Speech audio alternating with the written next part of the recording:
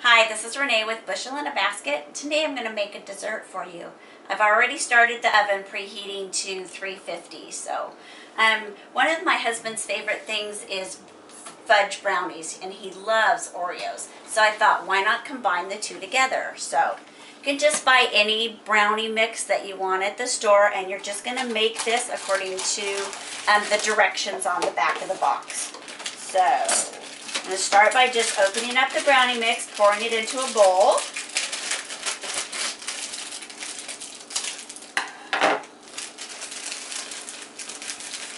This brownie mix calls for 2/3 of a cup of vegetable oil, 1/4 of a cup of water, and 2 eggs. So we're just going to put all this in there, and then I'm going to mix it up with a little hand mixer. You don't want to do these with a electric mixer because you don't want to overbeat the brownies. So just mix them up until all of the dry ingredients are absorbed into the liquids. So as you can see, the dough is all mixed up now. So I'm going to add a 1/2 cup of crushed Oreos. This takes about 4 whole cookies to make a 1/2 cup of crushed. So you're just going to incorporate this into the batter. Mix it all in. Make sure it's all nice and good. And then next we're going to pour this into a 13x9 pan that's been lined with foil and has non-stick cooking spray sprayed in there so that the brownies won't stick to it.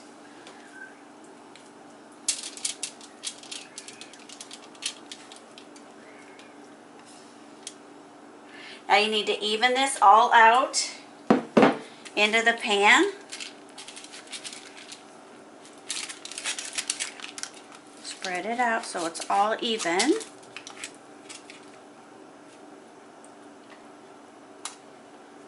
And then I'm going to take another whole cup of Oreos, so about 8 cookies, and sprinkle this over the top of the brownies. After this, we're going to put the brownies in the oven. They take about 20 to 25 minutes to cook. And once we're done and they're completely cooled off, we're also going to put a caramel drizzle over the top of them. So once these are all done, I will come back and show you what that looks like.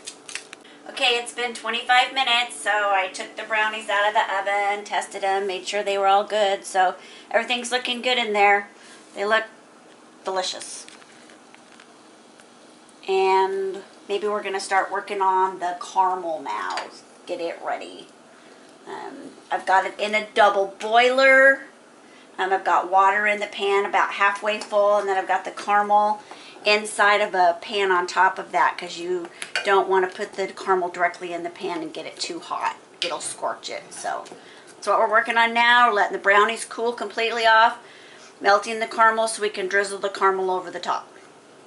Brownies have all cooled off, and we have the caramel all done. Now I used the little caramel squares. I used about 12 caramel squares. We had to add about 2 tablespoons of milk and about 1/2 tablespoon of butter to make this thinned out enough to be able to drizzle it. You could also buy like the caramel topping you use on ice cream.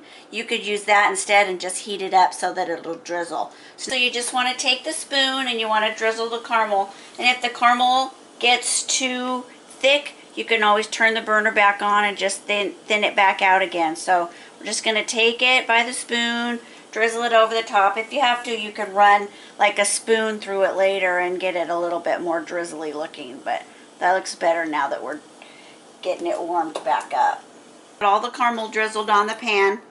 Now we're going to let all of this cool off, and then we'll cut them. Brownies are all done, cut up, put on a plate, ready for my husband to enjoy them. So this is Renee.